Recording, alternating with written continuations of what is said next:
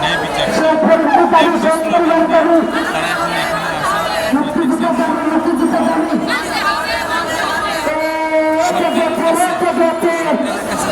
এমনই বক্তব্য রয়েছে ভূমি মন্ত্রণালয়ের তদন্ত প্রকাশ চায়। এইভাবে তাই বস্তু বেশি জাতীয় প্রেস ক্লাবের ঠিক সামনে তারা অবস্থান করছে এই গরমের ভিতরে তারা এর ভিতরেই এই গরমের বৃষ্টি হচ্ছে তার ভিতরে এখানে আসেন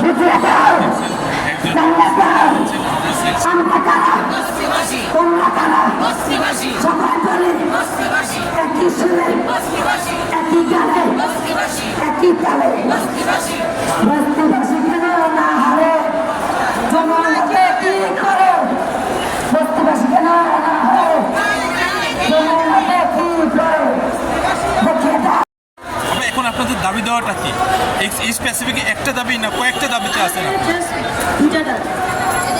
আজকে আমরা দুটা গ্রুপ আছি এখানে, বস্তিবাসীরা এবং আমি, আমার বাবা, আমরা শহীদ মুক্তিযোদ্ধার সন্তান।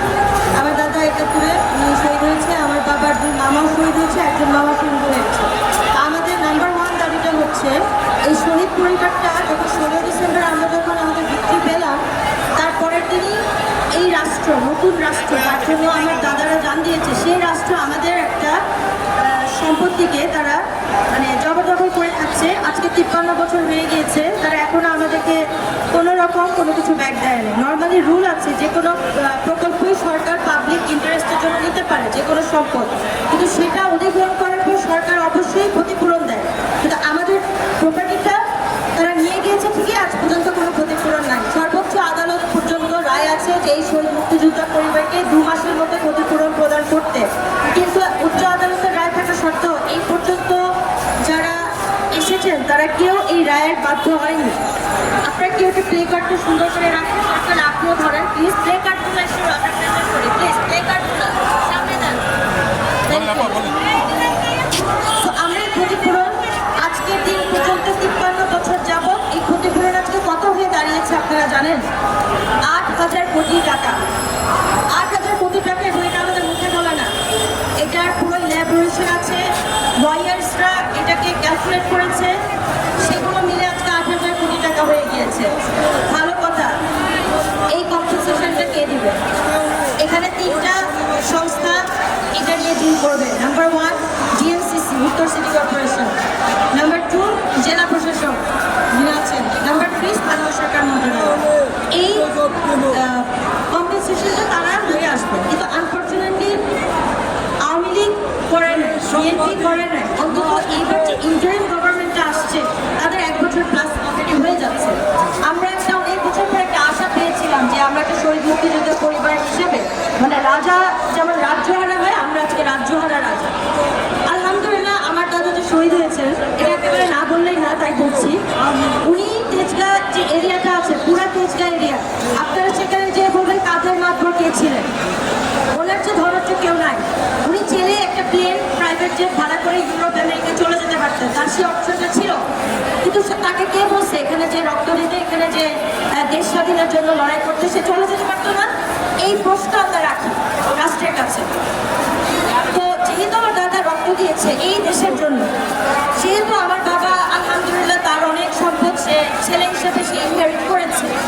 তারপরে আমরা জেনারেশন জি যারা 24 লিড দিলাম, তো আমাদের কাছে প্রশ্ন এটাই যে এখন পর্যন্ত কেন একটা সিম্পল বিষয়, উচ্চতর আদালত থেকে রায় আছে। এই গভর্নমেন্টকে অলরেডি আমরা সময় দিয়েছি।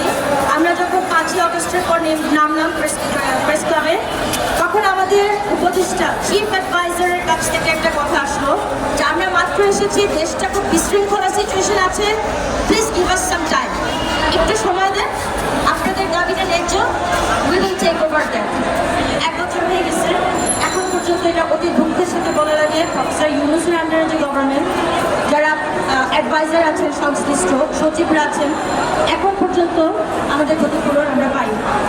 এখন যে আপনারা যদি আগে ডিল করতেন, যখন উত্তর সিটি কর্পোরেশনে আতিক সাহেব ছিলেন, তার আগে ছিলেন কে, আমাদের মাননীয় মেয়র আনিস সাহেব ছিলেন, উনি আমাদের কাজটা নিয়ে ডিল করছিলেন। আল্লাহ ভালো জানেন উনি চলে গেছেন। তারপর আসলে